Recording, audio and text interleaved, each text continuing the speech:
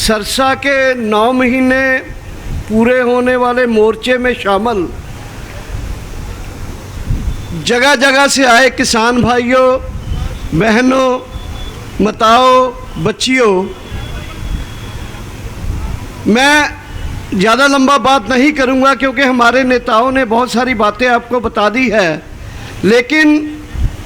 कुछ जो हालात इन दिनों में बदले हैं वो आपसे ज़रूर साझा करना चाहूँगा। उदाहरण के लिए हरियाणा के साथियों ने हमें बताया मीटिंग में कि अब अगर किसी के घर में किसी की मौत हो जाए उसका कार्ड देना है, या शादी विवाह है किसी का उसका कार्ड देना है, तो उसके कार्ड के नीचे एक लाइन लिख दी जाती है कि अगर आप बीजेपी या जेजेपी या अखबार में कोई इंटरव्यू एडवर्टाइजमेंट दी जाती है, नोटिस दिया जाता है, तो उसमें एक लाइन लिख दी जाती है कि अगर आप बीजेपी जेजेपी से संबंध रखते हो तो आप इस प्रोग्राम में मत आना। दूसरा, यूपी में एक बालियान खाप के एमपी हैं संजीव बालियान। संजीव बालियान को कोई भाई साथ के गांव वाला शादी का कार्ड दे आया। उस गांव में जब पंचायत हुई, लोगों को पता लगा कि फलां आदमी संजीव बालियान के घर में शादी का कार्ड दे के आया है, तो उस पंचायत ने फैसला किया और उस शख्स को भेजा संजीव बालियान के घर, जो मंत्री है केंद्र सरकार का, और गया वो शादी का कार्ड वापस लेके आया उसके घर से। मैं अमृतसर से चलता हूँ दिल्ली तक, तो देखता हूँ कि रास्ते में जीटी रोड में कोई भी टोल प्लाजा किसी से भी कोई भी पैसे चार्ज नहीं कर रहा है। हरियाणा में भी बड़े पैमाने पर कोई छोटे मोटे टोल प्लाजे हैं जहाँ अभी भी टैक्स लग रहा है, लेकिन जिस गाड़ी के ऊपर किसान का झंडा है उस पर टैक्स नहीं लिया जाता, उस पर टोल नहीं लिया जाता। तो सिचुएशन ये बनती जा रही है कि सरकार से टैक्स लेने की जो टोल प्लाजा का इनका जो प्रबंध है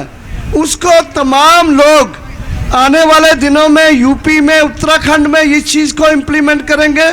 लेकिन पंजाब और हरियाणा में ये चीज़ लागू हो चुकी है, टोल प्लाजे फ्री हो चुके हैं। और मेरी अपील है, सुझाव भी है हरियाणा के साथियों को संयुक्त किसान मोर्चा की तरफ से कि जो टोल प्लाजा खुले हैं उनकी एक लिस्ट बना लें और उसकी प्लान हम अगली मीटिंग में करें कि उनको कैसे टैक्स फ्री, टैक्स मुक्त किया जाए। इसी तरह से पंजाब और हरियाणा में बीजेपी के नेताओं को जेजेपी के नेताओं का बाइकाट किया जाता है, गांव-गांव में किया जा रहा है। इसको बोलते हैं अडानी और अंबानी के प्रोडक्ट्स को, सेवाओं को रद्द करना, बाइकाट करना। ये जो 4-5 कदम हमने उठाए हैं, इसको अखबारों ने लिखा है कि ये संघर्ष का पंजाब और हरियाणा का मॉडल है, और ये पंजाब हरियाणा मॉडल आने वाले हफ्ते के अंदर अंदर ही ये यूपी में शुरू हो जाएगा, और यूपी उत्तराखंड में भी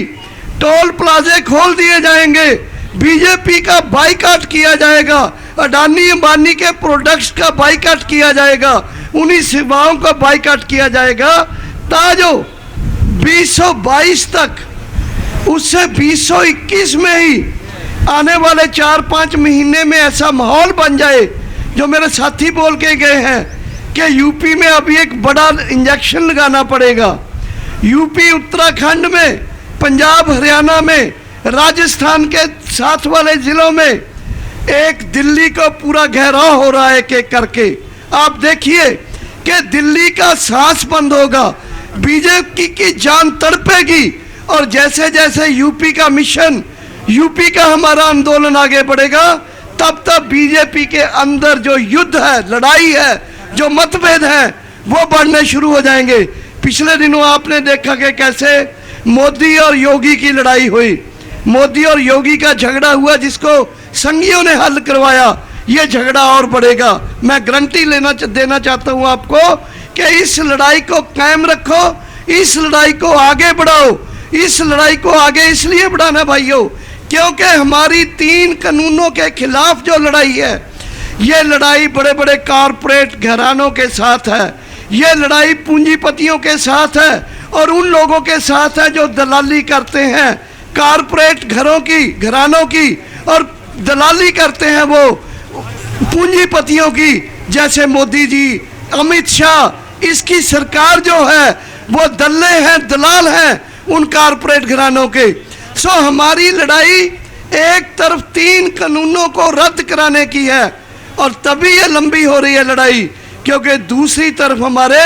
मोदी और कॉरपोरेट घराना का जो एक आपस में जोटी पड़ी हुई है वो हमारे साथ लड़ रहे हैं मिलकर। सो इस लड़ाई में आप लोग जो इतिहास बना रहे हो, ये इतिहास पूरी दुनिया में देखा जा रहा है, क्योंकि कॉरपोरेट्स के खिलाफ इस तरह की लड़ाई जो पिछले 7-8 महीने से भी ज्यादा समय से देश के किसान लड़ रहे हैं, ये दुनिया में कॉरपोरेट के खिलाफ इस तरह लड़ाई आज तक नहीं लड़ी गई। इस तरह की लड़ाई, लंबी लड़ाई, शांतमयी लड़ाई, एकजुट लड़ाई, अलग अलग धर्मों, जातों, फिरकों, प्रांतों के लोगों की एकजुटता बनाते हुए जो लड़ाई हम लड़ रहे हैं, ये अपने आप में एक तरह का इतिहास है। और ये इतिहास बड़ी बड़ी यूनिवर्सिटीज में, दुनिया के अखबारों में, विश्वविद्यालयों के जो लड़के हैं खोज करते हैं, वो आपके इन बॉर्डर्स के ऊपर अपना पेन डायरी लेके खोज करने आते हैं और वो पर्चे लिख रहे हैं, अखबारों में लिख रहे हैं, टीवी में बड़ी बड़ी जो इंटरव्यूज आ रही हैं हमारे साथियों की। ये अपने आप में एक नया, मैं ये कहना चाहता हूँ कि किसानों के द्वारा रचा जा रहा ये इतिहास आने वाले समय में, क्योंकि जब हम ये कहते हैं ये हमारी ज़मीन और ज़मीर की लड़ाई है, जब हम कहते हैं कि ये हमारी नस्लों और फसलों के लिए लड़ाई है, जब ये लड़ाई हमारी इतनी हमारी खून पसीने की लड़ाई है, तो इस लड़ाई में मैं ये दावे के साथ कह सकता हूँ और आपको यकीन दिलाता हूँ कि संयुक्त किसान मोर्चा में जो 500 के करीब देश भर के संगठन हैं, हरियाणा के भी के कोई 4-5 दर्जन के करीब संगठन है इसमें, तो ये संगठनों की एकजुटता लगातार बरकरार है। और मैं हरियाणा के साथियों को, क्योंकि मैं उस दिन जिस दिन सरसा ये में मोर्चा शुरू हुआ था, उस दिन भी मैं नेट के जरिए, सोशल मीडिया के जरिए आप सबकी स्पीचें सुन रहा था और जब चौटाला के घर तक मार्च गया तब भी देखा। और आपको बधाई देता हूं कि आपने 9 महीने पूरे करके इस मोर्चे, पक्के मोर्चे को कायम रखा। आपने किसान जो चौक का नाम दिया, ये अपने आप में एक आने वाले समय में, आने वाले भविष्य में जब बच्चे अपनी किताबों में पढ़ेंगे, जब वो लिखे देखेंगे कि कैसे सरसा के किसानों ने एक इतिहास रचा था। और मैं ये भी बोल देना चाहता हूँ कि ये दुष्यंत चौटाला या आपका मनोहर लाल खट्टर जो हैं, ये आने वाले समय में लोग इनको नफरत करेंगे, आज कर रहे हैं और भी ज़्यादा करेंगे। और इनको जैसे कहा है हमारे साथी योगिंदर जी ने, इनको धूल चिटाएंगे, इनको पता चल जाएगा, इनको नानी याद आएगी कि किसानों के साथ पंगा लेने का मतलब क्या होता है। सो अंत में मैं फिर संयुक्त किसान मोर्चा की तरफ से, अपने संगठन क्रांतिकारी किसान यूनियन की तरफ से आप लोगों को